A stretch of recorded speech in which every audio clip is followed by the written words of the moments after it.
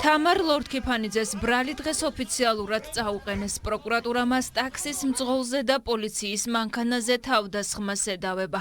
უწყების ინფორმაციით ლორდ-ქიფანიძის ქმედებამ 3300 ლარის ზიანი გამოიწვია. მას ახლა 4-დან 7 წლამდე ბადით თავისუფლების აღკვეთა ემუქრება. სახელმწიფო ბრალდება აღმკვეთი ღონისძიების სახით პატიმრობას ითხოვს.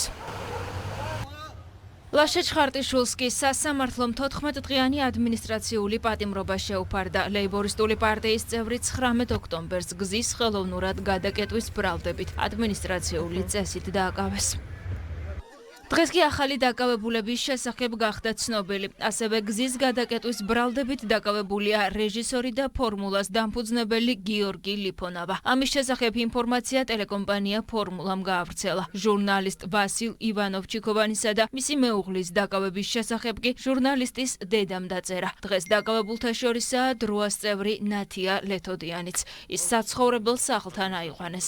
კოალიცია ცვლილებებისთვის წევრი გიგა ლემონჯავაკი სასამართლო ეზოში დააკავეს. ბრალდება ყველა შემთხვევაში ერთია გზის ხელოვნურად გადაკეტვა. გიორგი, სანერვიულო არაფერი არ არის. ყველა ამ ადამიანს ოპოზიცია პოლიტიკურ პატიმარს უწოდებს. ამბობენ, რომ ადამიანები დიქტატორულ კანონებს არ დაემორჩილებიან, თუმცა თავად კანონის დარღვევის დირექტივებს ტროტუარებიდან გასცემენ. პოლიტიკურ შეფასებებს კი პარტიული ტრიბუნებიდან აკეთებენ.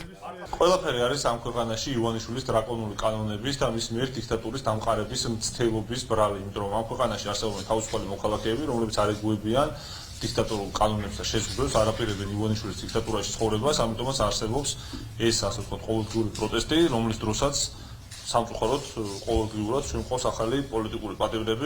მმართველი გუნდის განცხადებით კი კანონდამრღვევები დავალებებს უცხოეთიდან იღებენ. ქართულ ოცნებაში კანონის მიზანმიმართულ დარღვევებზე საუბრობენ და აცხადებენ, რომ თითოეულ ასეთ ფაქტს შესაბამისი პასუხი გაეცემა. ეს რომ დავალება, ამაში ეჭვი არავის არ ეპარება, იმიტომ რომ არ შეიძლება თუ დავალება არ არის ფინეთის საგარეო საქმეთა მინისტრი, ეუთოს მოქმედი ქვეყნის თავმჯდომარე საგარეო საქმეთა მინისტრი ჩამოვიდეს და 20 კაციან აი ესე ხელოვნურად გადაკეტილ იმაზე დადგეს და ის სიტყვები ილაპარაკოს, რაც ილაპარაკა. ხო, აი ეს არის იმ ანტიქართული ძალების ასე თქვათ სულ ჩადგმული აქციები. ჩვეულებრივ დავალებას ასრულებენ, ფულს იღებენ ამაში. თქვენ იცით რომ გარედან ხდება ამ ყველაფრის დაფინანსება, გარედან ხდება მითითებების მიცემა თუ როგორ უნდა იმოქმედონ, რა უნდა გააკეთონ, მაგრამ ყველაზე მთავარი არის ის, რომ ვინც დაარღვევს კანონს და წავა კანონის წინააღმდეგ, ამას მოყვება შესაბამისი რეაგირება. თქვენ იცით რომ კანონი გამკაცრებულია. ზუსტად ერთი კვირაა ქვეყანაში ახალი გამკაცრებული რეგულაციები მოქმედებს. სახელმწიფო გუნდში აცხადებენ, რომ უმცირესობას უმრავლესობაზე ძალადობის საშუალებას არ მისცემენ.